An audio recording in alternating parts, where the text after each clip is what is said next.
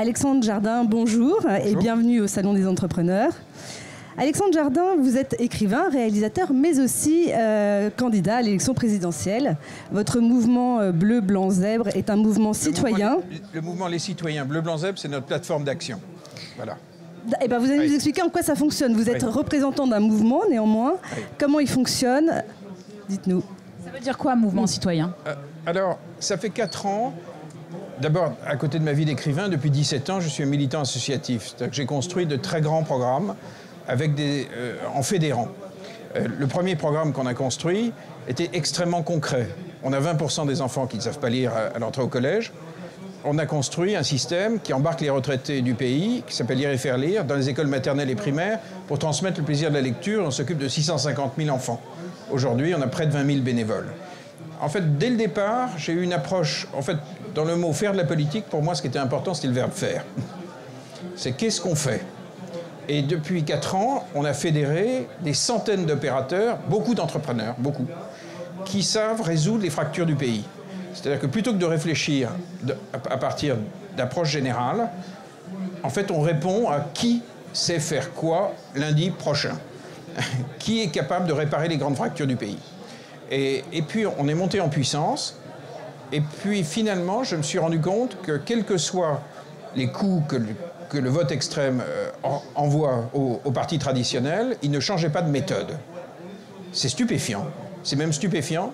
C'est-à-dire que on conserve une offre politique de l'extrême gauche à l'extrême droite qui reste centralisatrice, qui n'entre absolument pas dans une démocratie citoyenne réelle et qui ne fait pas du bottom-up. Et on continue à avoir des grands programmes qui partent pas du terrain. Voilà. Et donc on a lancé le mouvement Les Citoyens. Et selon les semaines, on a entre 1 million et 2,5 millions de gens qui viennent sur nos pages Facebook, qui interagissent, qui sont des gens qui veulent compter, qui sont bienveillants. Et on veut porter une révolte.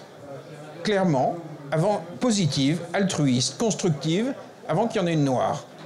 Tout simplement parce que le pays est à la veille d'une énorme révolte.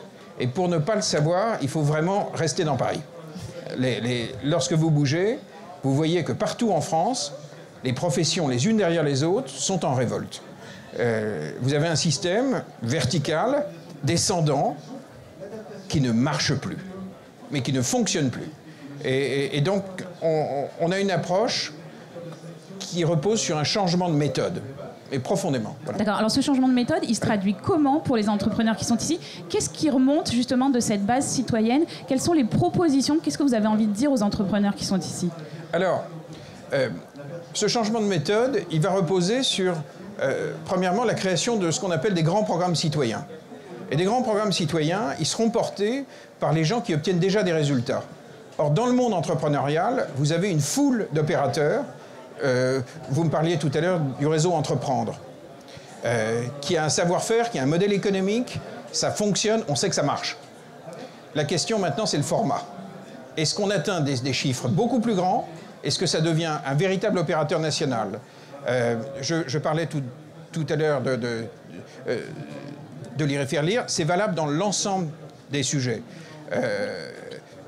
On a un problème, par exemple, on a 2,5 millions d'interdits bancaires. Donc plein de gens, et dans cette masse d'interdits bancaires, il y a une foule de gens qui vont devoir créer leur entreprise. Quand vous êtes interdit bancaire, c'est très difficile de créer une entreprise. Vous avez une réponse avec le compte Nickel. Le compte Nickel a ouvert 450 000 comptes. Voilà un opérateur de premier plan d'intérêt national. Donc vous avez plein de solutions qui viennent du monde économique, qui viennent des organisations professionnelles. Et ça, pour nous, il y a un problème de format. Mais très clairement, j'ai passé du temps avec le MEDEF du Nord à essayer de comprendre quels étaient leurs outils. Il y a une culture qui est propre au Nord, qui est propre à ces familles. Ils ont une foule d'outils qui doivent être étendus à l'ensemble du territoire. Donc, bottom-up, ça veut dire qu'on change profondément le métier de l'État. C'est repérer, évaluer, développer, soutenir. En fait, on fabrique un État de soutien. Et puis, le changement de méthode, habituellement, lorsque des organisations professionnelles ou le monde entrepreneurial est reçu par un ministre, on est reçu, on est raccompagné au perron et on dit « à plus tard ». nous voulons changer de méthode profondément. Une démocratie citoyenne, c'est une démocratie dans laquelle les organisations, le monde entrepreneurial doit définir le comment. Je dis bien le comment, pas le quoi. Le quoi faire, c'est du ressort du politique. Mais si vous voulez, par exemple, changer le RSI, est-ce que vous faites confiance à une bande d'énarques qui vont vous sortir la millième mouture, ou est-ce que vous donnez les clés au monde des artisans en leur demandant, en leur fixant des objectifs très clairs, mais le comment, la seule chose qu'on leur demandera, c'est de faire valider par leur base. Parce que ce qui m'intéresse, c'est la boulangère. Comment la boulangère va vivre avec la nouvelle mouture du RSI. Donc c'est un changement très profond de méthode que l'on veut impulser en France. C'est en fait une sorte d'inversion de modèle, en fait, en quelque sorte. Radicalement. Quelle serait votre première mesure demain, dès que vous êtes à l'Élysée? Alors, les premières mesures, elles vont toucher trois points de méthode absolument... si vous cassez le système central, il faut créer très rapidement des bassins de vie pour piloter les politiques économiques, les politiques de création d'entreprises, les politiques de logement. Si vous pensez que des gens sur un coin de table à Paris sont capables de piloter ça, vous êtes à moitié fou. Tout le monde sait qu'il y a eu pendant 30 ans des réformes de l'éducation nationale décidées à Paris pour tout le monde, ça ne marche pas. Donc créer des bassins de vie, et je voudrais qu'on utilise le mot, qui est un beau mot, le mot de département. En gros, qu'on demande à chaque département de se fractionner en bassins de vie, qui vont être l'unité de gestion. Au fond, les grands groupes ont depuis des années fait cette révolution par la machine publique. La machine publique reste centralisée, donc, premier axe. Deuxièmement, créer des outils de démocratie citoyenne. Actuellement, tout nous échappe. Tout. Lorsque les entrepreneurs ont découvert que le 1er janvier, par exemple, ils devaient dénoncer les gens, si quelqu'un dans l'entreprise a eu un retrait de points, c'est le chef d'entreprise qui doit dénoncer le truc. Est-ce que c'est invivable pour un chef d'entreprise de se comporter comme ça avec son personnel en délateur? Donc, on a des problèmes de comment. Donc, une démocratie citoyenne, il y aura un volet politique, un volet économique, un volet consommation. Je dis ça parce que là encore, on a plein d'outils portés par les mouvements de consommateurs. Je pense à la brique de lait, la marque du consommateur, qui est en train de révolutionner le financement des producteurs. Ils sont partis de 80 exploitants, ils vont passer à 800. Par la volonté de mouvements de consommateurs qui ont décidé de payer 9 centimes de plus la brique de lait. Mais là, c'est le citoyen qui est acteur. Et puis, le troisième volet, la création de ces grands programmes, c'est-à-dire la mutualisation. La mutualisation de notre intelligence collective, c'est aux antipodes d'un modèle technocratique. Aux antipodes. En gros, là, on est au salon, il y a plein d'opérateurs de génie. La première chose que j'ai demandé aux organisateurs en arrivant, je leur ai laissé mon mail de notre organisation, je leur ai dit « On veut vos meilleurs opérateurs. Faites ce travail-là. » Pareil au MEDEF. Qui sont vos bons opérateurs au sein de vos MEDEF locaux? Qui est très bon, qui a de bons outils, qui doit devenir des programmes nationaux? Et ce qui est enthousiasmant quand on raisonne comme ça, c'est qu'on tombe à chaque fois sur des gens d'exception. Des filles et des types qui sont capables. Est-ce que vous imaginez quand même des garde-fous? Parce que si on confie les clés aux citoyens, ça peut vite devenir très chaotique. Il faut quand même qu'il y ait une certaine régulation et quand même des instances qui... Alors, je parle du comment, pas du quoi. Ça n'a rien à voir. Maintenant, si vous trouvez plus sécurisant de laisser le comment entre les mains des énarques, il faut le dire. mais actuellement, les millièmes réformes... Je veux dire, nous devons changer de méthode. On doit faire confiance aux gens compétents. Le pays est intelligent, le pays est compétent. Nous avons mis en place des processus de décision éloignés de nous. On doit revenir à des circuits normaux. Mais il y aura toujours des processus de décision, on est bien d'accord. Il y aura bien quelqu'un, au final, qui prendra la décision. Le politique garde. Mais il y aura bien un ministre de l'économie, quand même, dans votre gouvernement. Mais en revanche, le pilotage sérieux de politique d'emploi ne peut pas se faire à Paris. C'est pas sérieux. Je veux dire, vous avez des territoires qui ont des taux de chômage très bas parce qu'il y a des politiques d'emploi très intelligentes.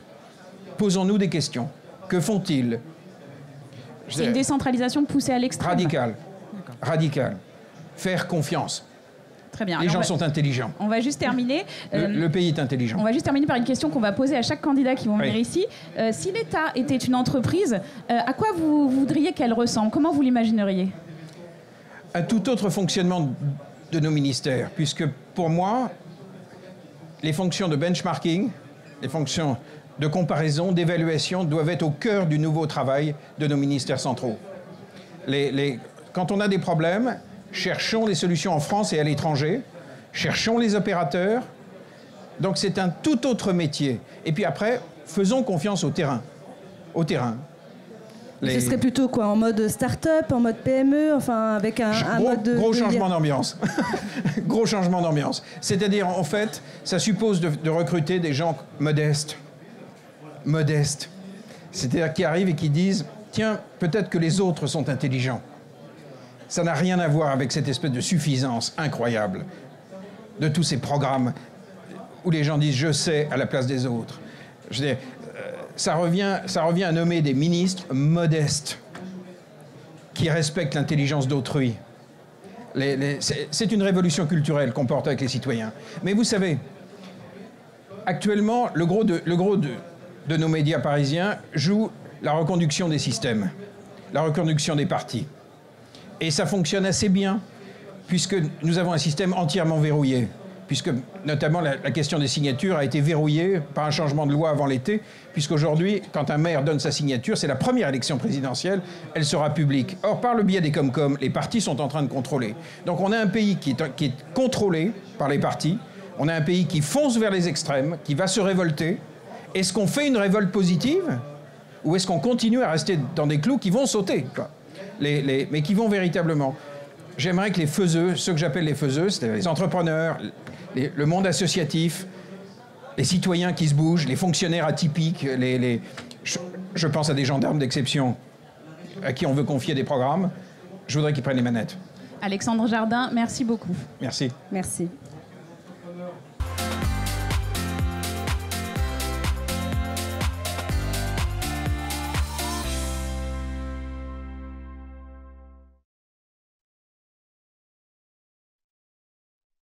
En charge des PME et des TPE.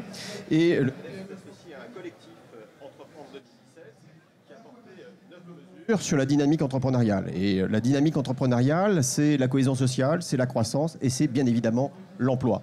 L'idée, c'est de vous entendre sur ces 9 mesures dont vous avez pris connaissance et de voir celles qui retiennent votre attention et surtout de savoir si vous les intégrez toutes. On va les prendre dans l'ordre. Lorsque vous dites proposition numéro 1, donner tout au long de son cursus à chaque élève, étudiant, apprenti ou enseignant une éducation à la démarche entrepreneuriale et expérimentale. C'est du minimum. C'est juste du minimum. Sauf que... Oui, mais c'est pas fait aujourd'hui. Oui. Et pourquoi c'est pas fait? Notamment, je conteste votre méthode. Parce qu'à la fin, vous dites, détail du dispositif, vous proposez un texte de loi. Je ne crois pas que les textes de loi fabriquent de l'énergie. D'abord, en France, il faut 3 ans entre le début d'une discussion devant l'Assemblée nationale et la sortie d'un décret. Donc, je ne veux pas attendre 3 ans. Pour moi, la grande question, c'est comment on peut l'atteindre. C'est pour ça que je parle de grands programmes citoyens. Je vais vous prendre un exemple. Comment on peut l'atteindre, ça, par exemple?